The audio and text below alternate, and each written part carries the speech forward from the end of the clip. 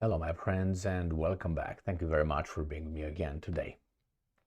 I just finished a video and I uploaded talking about the statement that Umerov, the defense minister of Ukraine, made, and I took it as a threat, not directed towards me, but to the Ukrainian diaspora, where he says that, or at least Ukrainian citizens living abroad, saying that I know where you are, I know how many you are, and in case of a you know mobilization, I will find you, and then you know. So that reminds me, this kind of attitude remind me during that video, at the end of the video, of an incident that shaped, or at least an example I can provide of my time as a teenage boy, as in high school teenage boy living in the communist or the socialist country of Romania with a communist party during Ceausescu's times. There were many examples like this that I lived through. I mean, real life events, experience that I can provide you that shaped my, I don't know, I say keen attention, but when I smell a rat, I kind of immediately understand it because I lived through that and that left an imprint on me. So I started talking about an event in my life in that video at the end of it. So I said that maybe I should explain or at least share with you. I don't usually do this because I don't like to brag about this kind of things or talk about me. I'm talking about how we can make a better life, I think, and point out to what these assholes are doing to us. So what I'm trying to say is I see here in the United States of America, and not only, the same trend where people act and make statements that trigger memories that I still have in my being. So let me tell you this story. And this story was in high school, and it was in a high school in my hometown, and something occurred. Some students, maybe or maybe not, pushed an old lady somewhere. And somehow I was called to the principal's office together with two other people, students, and there was the principal. His name was Helmut Schmidt. He was the principal. He was of German ancestry. He was German. Anyway, so it matters. I don't know. I don't want to talk about it here. That's going to be for a different conversation. Sharing. And he got us over there and he told us straight that you guys did this. You pushed that old lady. I didn't know shit, anything about it. What are you talking about? Didn't know anything about it. Nevertheless, what he did, he applied some methods, some psychological methods, in extracting the information that we withheld from him, which we didn't have anything because we didn't do anything. The other two guys were from my class. They were not my friends. I knew them, but not my friends. I didn't interact with them much. It was nothing that the three of us, would do something like this. And I would not do this kind of things to an old lady, nevertheless, even as an idiot child. But not idiot child, but crazy child, let's put it this way. I wouldn't have done this. And if I did it, I would tell you, because I have nothing to hide now after 1,000 years. All right. So he got us over there, and he took one of the three of us, and he tried to extract information by torture.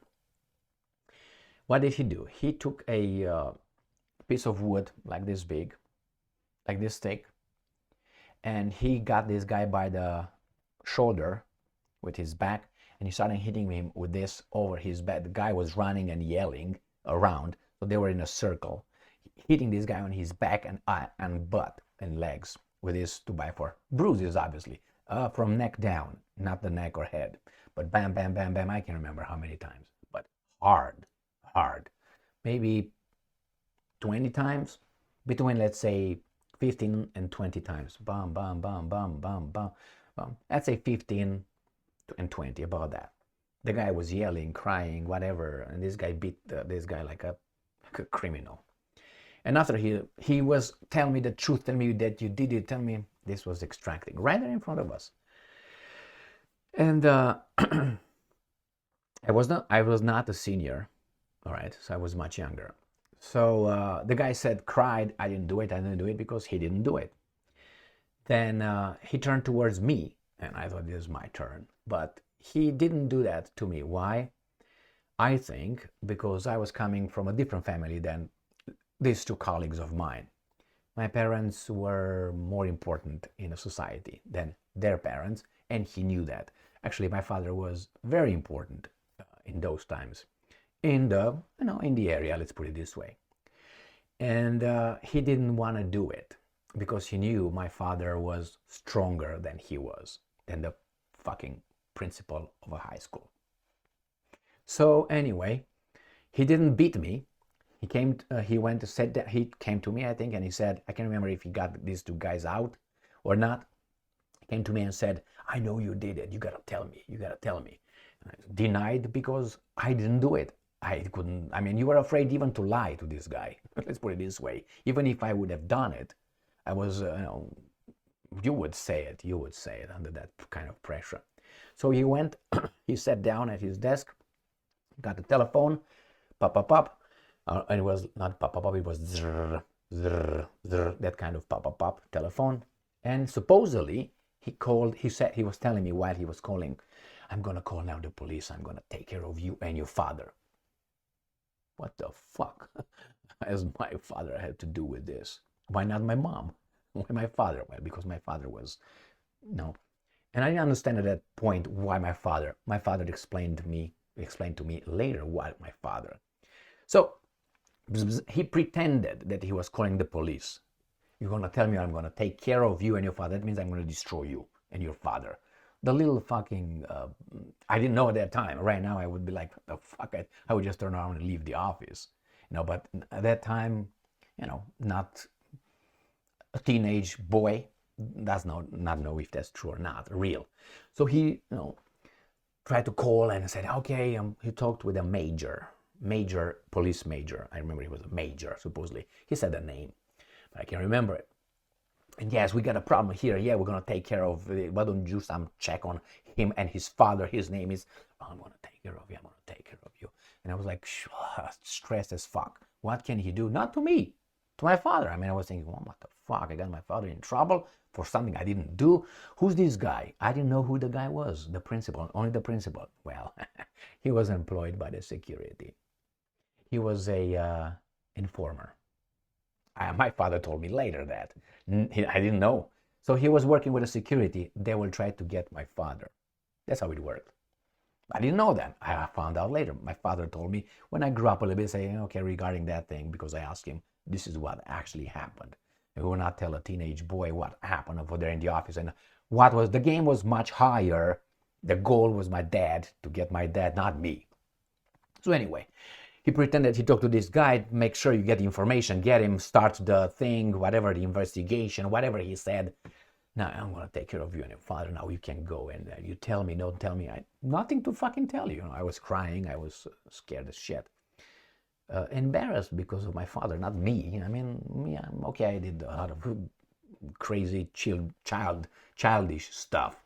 But I was thinking about my dad. So anyway, I went home. And after I went home, I entered the house and my father saw me. And my father did not really interact with me. My mom would interact. But somehow he saw me and said, what's wrong with you? As I entered the door, I remember he was sitting at a table. We had some guests. And he said, what's wrong with you? Just by my face. I was not cried or anything, but I don't know. And I told him that he said, what do you mean he's going to take care of me? That's what he said. Well, tell me that again. What did he mean by he's going to take care of me? And I told him, he said, call the police. He told the major, this and that, we're going to take care of, look into it. My father said, okay, well, tomorrow I'll come to the high school. with you. I said, fuck, okay. So the next day in the morning, at 8 o'clock, we got to the principal's office, my father and I. We went over there. The secretary just sucked a dick because it was a secretary. And then, no offense, but she was, do you have an appointment or something?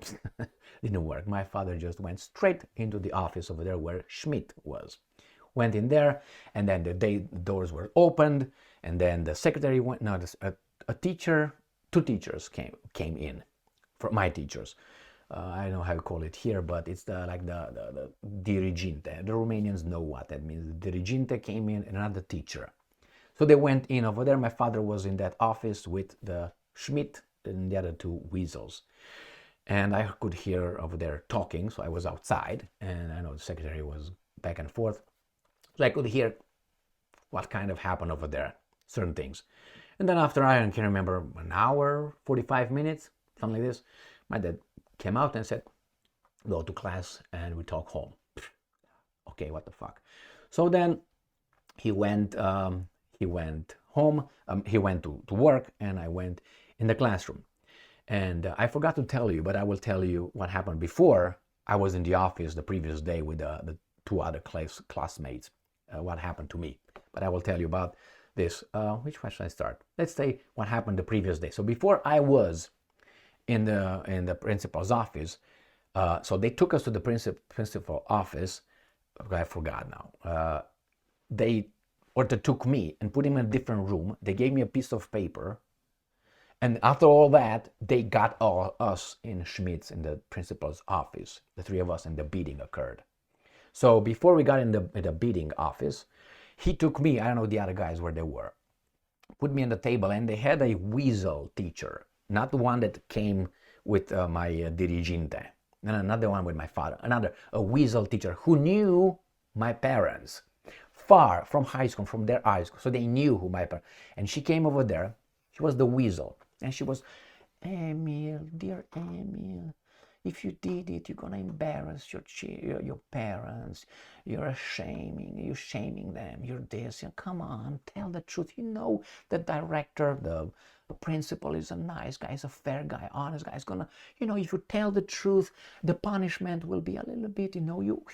He was trying to master my, my little harp. And I started crying and all that. But I didn't have anything to say. That was the problem. She said, well, why don't you write over there and tell the director, that's how we call it in Romania, director, that's the principal. The principal, what you did, and he's going to forgive you, and he's going to do this, he's a good person. She was the weasel. She was like anyway. So she went, I'm going to come write on that paper. Give me an A4 considered paper. And give a declaration, like in the police, they put the light on and say, declare, I declare, blah, blah, blah, under me here, blah, blah, I write this, I did. I said, fill that paper. When she came in, I said, the only thing was 2 lines on that. And one was, my name is pop, I'm accused of something that I didn't do. That's all. She came in, she saw the paper, she saw that, she started yelling. And then she showed who she was, actually. But she didn't understand that I was innocent. She thought that I was hiding, and she was trying to break me and intimidate me and all that.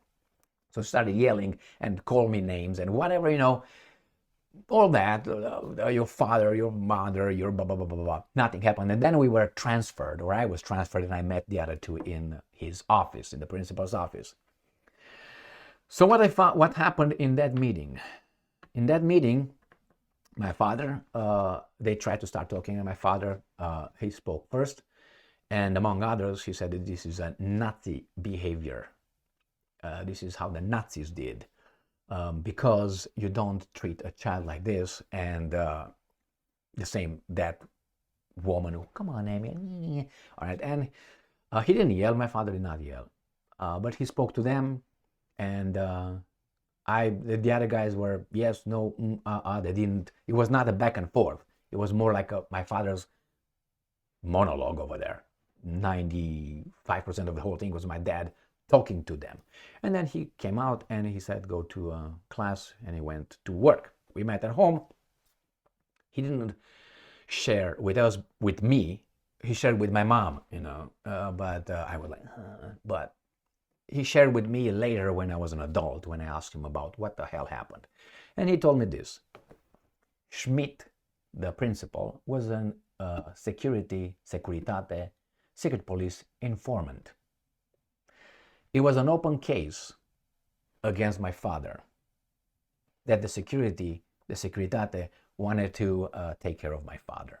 And this guy was part of it.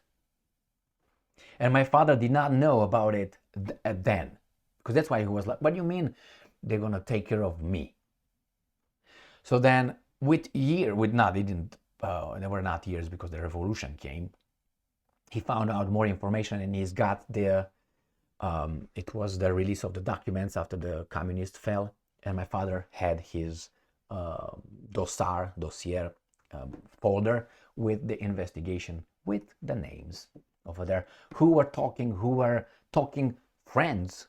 Remember, these guys, the FBI, and these guys, when they want to find out something about you, now they use a telephone and all these things. They have different methods. But before, they use your best friend. Your best friend would be, or your wife would be the one that you're going to report to them. Unwillingly, they will blackmail them. They will threaten them. Because, you always have something that they might find and they would exaggerate or make up. So this was, my father met Schmidt. My father met Schmidt in a parking lot, not like that. Met Schmidt by chance, because after the revolution, they were kind of working close, the offices, the high school and his office. And he talked to Schmidt and he told him that he knew that he was a securitate informant and this and that. I never got to see him again.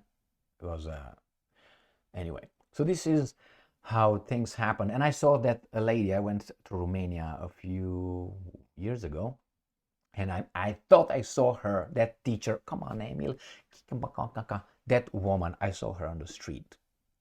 I wanted to approach her and tell her a few things straight, but I wasn't sure if that was her. And then she entered a building and I didn't want to but anyway, this is how many certain things happened to me in my past as a child, as a young adult, maybe not a young adult, teenager, when I see the behavior of this kind of people. So when I hear Umerov or Zelensky or other people, even here in America, making statements, that statement or that mentality, that worldview gets me back to those guys, those people who would abuse power and they would try to get you. My father was not gotten because they tried to. If you want to take someone's job, you don't take it through your own power, And it was a political system over there that was in such a way that security was actually the party's arm, but they were investigating the party. The party was in power, but there were some others. Like here, you have the party, the political party, supposedly in the how do you call them, elected officials in power and the government, but actually there's the intelligence community is behind it. They're stronger. The same over there. They say, well, it was the Ceausescu. Ceausescu was a fucking sitting duck. What is he gonna do? Did he have any guns? Did he have what? He got people that listened to him. If those guys would have decided not to listen to him, he had no power, like it showed in 1989. He was picked up with a helicopter at Victor Stănculescu's orders and dropped on a fucking field alone and took off. He was over there with his wife, Elena, in a field. That's exactly like here. If they want to have, what's his name? I was about to say Biden. Yeah, Biden actually. I was saying Obama. Biden. If they want Biden to disappear and have a little stroke or something, they can have it. A heart attack, he can have it. The problem is not the problem. The problem for us is that he is valuable to them. He is the one that does whatever they tell him. He has no power. What do you think he's going to do? If Secret Service here receives an order that, I don't know, object number 1 or whatever, Eagle Biden, number 1, owl, Biden #1, should be removed, and he's on, I don't know, how do you call it? Can't remember the freaking words now. Anyway, he has to be taken and put to somewhere. They're going to take him right. Do you think they're not going to listen to that? They're going to listen to Biden? Order. If Biden is going to order the security service, hey, don't touch me, do you think those guys are going to listen to him? They're going to pick him up and take him wherever they were told to pick him to go. So the same was with Ceausescu. If those guys wanted to pick him up, they would pick him up right there. He didn't have time to do shit. So here is, my friends, a little experience from my life, and I will, from time to time, I will share with you more and more and more. Thank you very much for being with me again today. Stay strong, stay smart, look for the truth, and be just.